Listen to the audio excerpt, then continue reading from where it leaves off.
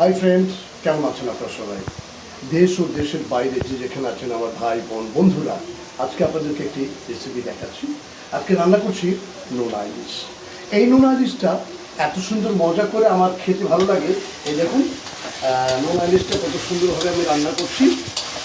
এই দেখুন, এই নোনা ইলিশটা রান্না করছি নোনা ইলিশ, আর পাশাপাশি আরেকটা রান্না করছি আমি, সেটা হচ্ছে কি মুরগি দিয়ে বিরিয়ানি পাক করবো।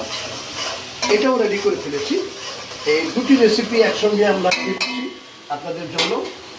মুরগিটা আগে প্রথমে ভেজে নিয়েছি।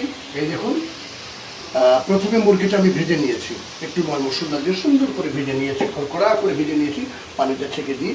এরপরে পেঁয়াজ টিয়াজ দিয়ে সুন্দর করে মশলাটা যখন এই যে কষাচ্ছি, মশলাটা এই দেখুন, এই যে মশলাটা কষাচ্ছি এখন। এই মশলাটা হয়ে গেলে আমি মুরগিটা দিয়ে দেবো। মুরগিটা যখন পাক হয়ে যাবে তখন মুরগিটা নামিয়ে নিয়ে আমি পোলাওটা উঠিয়ে দেবো। ঠিক মাঝামাঝি অবস্থায় যখন বলক আসবে তখন মুরগিগুলোর ভিতরে ঢেলে দিয়ে আমি দম দিয়ে দিব।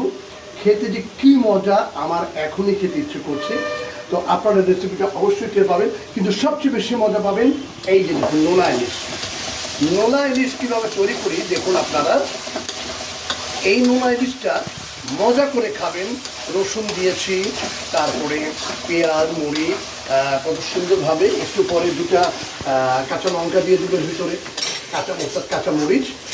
খেতে ভালো লাগবে আপনাদের সবাই। বাসায় বসে যদি এভাবে রেসিপিটা তৈরি করেন, আপনি ভাবিকে হেল্প করবেন, দেখবেন ভাবি অনেক খুশি হবে। সত্যি কথা বললাম, অনেক খুশি হবে। তো যাই হোক, চলুন আজকে দুটি রেসিপি আপনাদের দেখালাম।